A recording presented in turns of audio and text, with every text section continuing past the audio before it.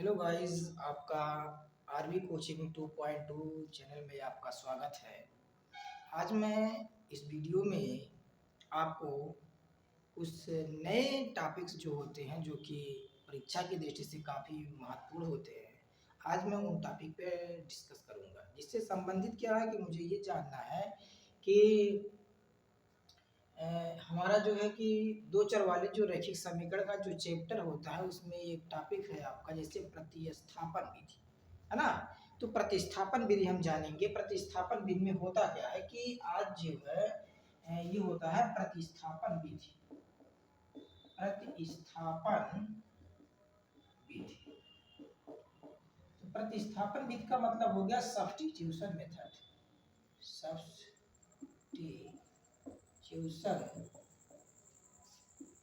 Method.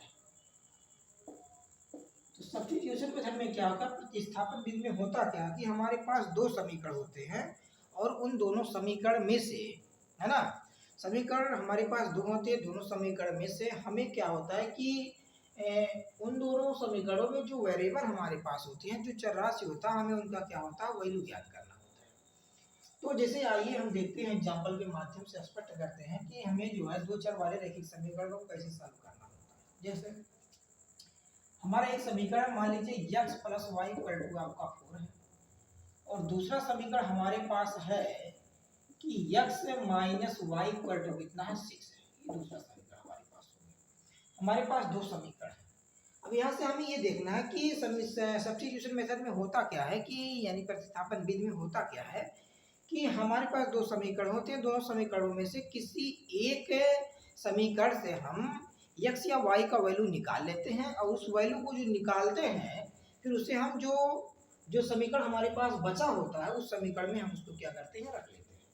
जैसे मान लीजिए हमारे पास हो गया कि मान लीजिए हम समीकरण 2 से निकाल रहे हैं, तो हम लिखेंगे समीकरण समीकरण 2 से, समीकरण 2 से, समीकरण 2 पास हमारे पास है x minus y equal to 6 है। यानी कि अगर हम x का वैल्यू निकाल दें तो हमारे पास हो जाएगा 6 प्लस वाई। ये हमारा इक्वेशन नंबर 3 बन जाएगा। ये हमारा इक्वेशन नंबर क्या हो गया, 3 हो गया। तो थर्ड इक्वेशन जो हमारे पास बना, अब इस वाले वैल्यू को यानी x का जो हमारे पास मान है, इस मान को हम समीकरण फर्स्ट में रखेंगे क्योंकि हमने सेकेंड से मान निकाल लिया है। अब लिखेंगे हम x का मान समीकरण समीकरण एक में रखने पर, तो समीकरण 1 में हम रखेंगे। समीकरण हमारा एक है x plus y equal to कितना है, 4 है। तो x, अब देखो x का वैल्यू हमें मालूम है, तो x की जगह पर हम 6 प्लस वाई रख लेंगे। यानी x हमारा जो ये स्थान है 6 का, 6 यहाँ है, तो x की जगह पे लिखेंगे 6 प्लस वाई, और एक वाई हमारे पास ऑलरेडी पहले से है, तो ये हो गया 4 इक्वल टू, अब ये हो गया 6 प्लस वाई, वाई मिलके हो जाएगा 2y इक्वल टू कितना हो गया, 4। अब यहाँ से 2y इक्वल टू हो जाएगा 4 माइनस का 6, 6 इधर से इधर आएगा, यानी इधर पॉजिटिव इधर आएगा तो निगेटिव हो जाएगा। फिर आगे हम देखते हैं, अब हम घटाएंगे तो हमारा हो जाएगा 2y इक्वल टू 6 में से 4 जाएगा तो माइनस का 2 आ गया। यानी y का वैल्यू जब हम निकालेंगे तो माइनस का 2/2, तो कट के हमारा y का वैल्यू कितना आ गया, माइनस का 1 आ गया। यानी y का वैल्यू हमारा क्या आ गया, माइनस का 1 आ गया। हमारे पास y का वैल्यू आ गया। इस y के वैल्यू को हम समीकरण किस में रखें, थर्ड में रखें। तो हम लिख समीकरण 3 से, समीकरण 3 से हमारा क्या हो जाएगा कि x इक्वल टू है 6 प्लस वाई, तो x का वैल्यू हो जाएगा 6 प्लस वाई की जगह पे है माइनस का 1। y का वैल्यू हमने निकाला कितना, माइनस का 1। अब यहाँ से क्या करेंगे कि x, अब 6 प्लस माइनस का माइनस हो जाएगा मल्टीप्लाई, तो x का वैल्यू 6 में से 1 जाएगा, कितना आ जाएगा, 5।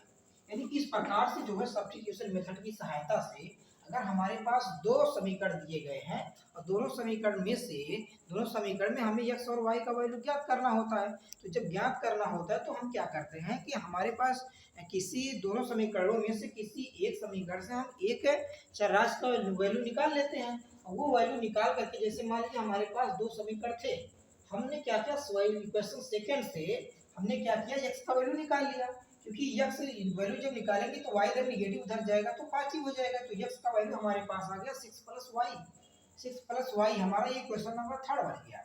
इस x की वैल्यू को हम समीकरण फर्स्ट में रखेंगे क्योंकि हमने सेकंड से मान निकाल लिया है। तो फर्स्ट इक्वेशन हमारा ये है x plus y equal to 4, x plus y equal to 4 हो गया।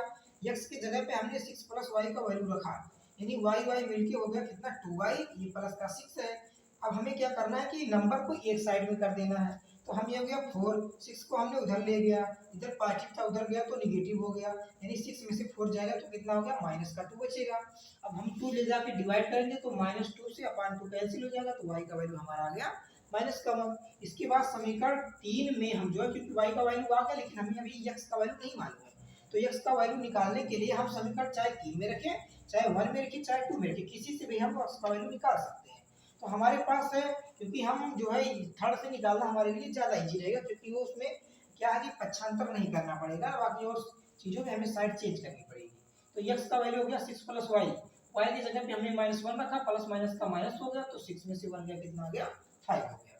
तो ये बहुत इजी तरीके से सब्स्टिट्यूशन मेथड को हम बहुत आसानी से सीख सकते हैं।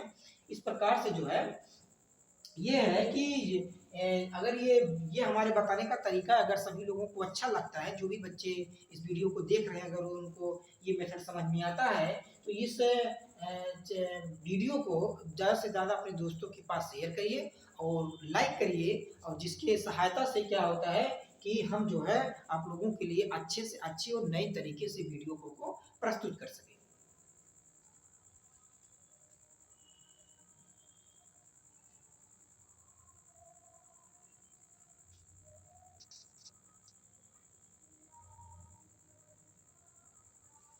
इस प्रकार से हम नेक्स्ट एग्जांपल देखते हैं। नेक्स्ट एग्जांपल में क्या होता है कि दूसरे एग्जांपल की सहायता से और भी हम समझने का प्रयास करते हैं।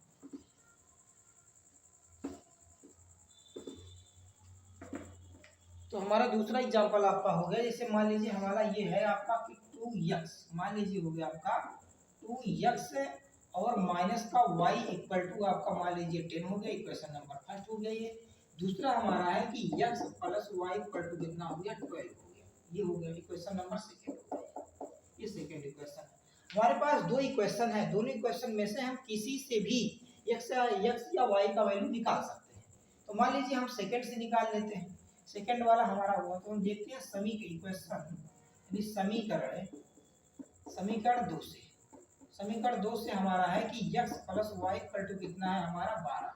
अगर हम यहाँ से y का वैल्यू मान लीजिए, अब की बार हमने y का वैल्यू निकाल लिया तो हो गया, अब x इधर पॉजिटिव इधर जाएगा तो निगेटिव हो जाएगा, x इधर निगेटिव, यानी